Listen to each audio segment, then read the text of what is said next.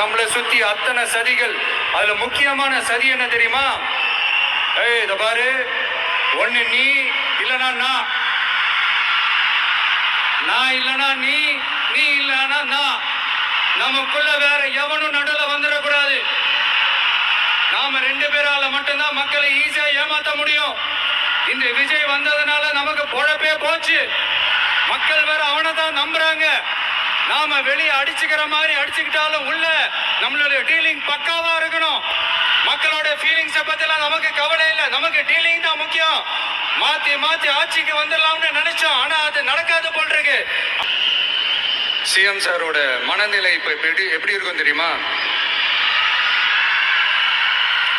ஏற்கனவே கட்சிக்காரங்க தொல்லை தாங்க முடியல, தூங்க விட மாட்டாங்க. இந்த விஷயம் வந்து தூங்க விட மாட்டான். நம்ம பாட்டுக்கு ஹைவேல சைக்கிள்ல சோலாவா போலான்னு நினைச்சோம். இவன் மக்கள் சக்தியோட வந்துட்டு இருக்கான். இவன் தான் கேள்வி கேட்கிறான்னு பார்த்தா மக்களையும் கேள்வி கேட்க வைக்கிறான். 1000 ரூபாய் கொடுத்துட்டு இருந்தோம், 5000 ரூபாய் கொடுத்து ஏமாத்தலான்னு பார்த்தா அதையும் கேள்வி கேட்க வைக்கிறான். விசில் சத்தம் வேற விண்ண முட்டுது. கூட்டணி கட்சிகள் தொல்லை வேற தாங்க முடியல. இவன் பண்ற பிரச்சாரத்தையாத்து முடக்கலான்னு பார்த்தா அப்பவும் மக்கள் அவன் பின்னாடி தான் நிக்கிறாங்க. என்ன பண்றது ஏது பண்றதுன்னு தெரியாத ஒரு மனநிலையில இருப்பாரு.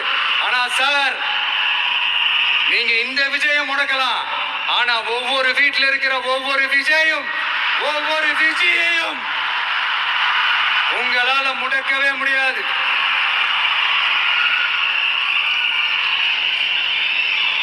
அவங்களாம் ஆல்ரெடி பிரச்சாரத்தை ஸ்டார்ட் பண்ணிட்டாங்க சார். வீட்லயே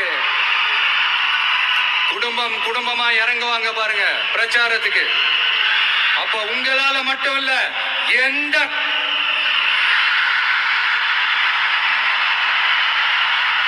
யாராலையும் தடுக்க முடியாது. மக்கள் வணக்கம். தாவேக தலைவர் விஜய் அவர்கள் சொல்வது உண்மைதான்.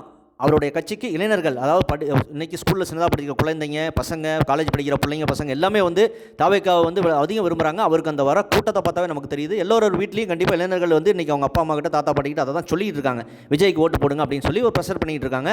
கண்டிப்பாக இந்த 2026 ஓட்டு வச்சிருக்க இளைஞர்கள், கல்லூரி பெண்கள் பசங்க இளைஞர்கள் 50 வயசுக்குள்ளே பெரும்பாலும் ஓட்டு பண்ணால் விஜய்க்கு ஒரு 15% ஓட்டு கிடைக்கலாம். அது ஒரு 35 எம்எல்ஏ சீட்டுக்கு ஈக்குவல். அப்படி இருக்கும்போது திமுக கண்டிப்பாக ஆட்சிக்கு வர்றது மிகப்பெரிய தடையாக தான் இருக்க போகுது. அது கண்டிப்பாக அந்த தேர்தலில் விஜய் ஸ்டாலினாக தான் இருக்கும் என்பது பெரும்பாலும் விரும்பப்படுகிறது. இதை பற்றி உங்களுக்கு கருத்து என்பதை கமெண்ட் செய்யுங்க. சேனலை ப்ளீஸ் சப்ஸ்கிரைப் அண்ட் ஷேர் செய்யுங்க. நன்றி, வணக்கம், ஜெய்ஹிந்த்.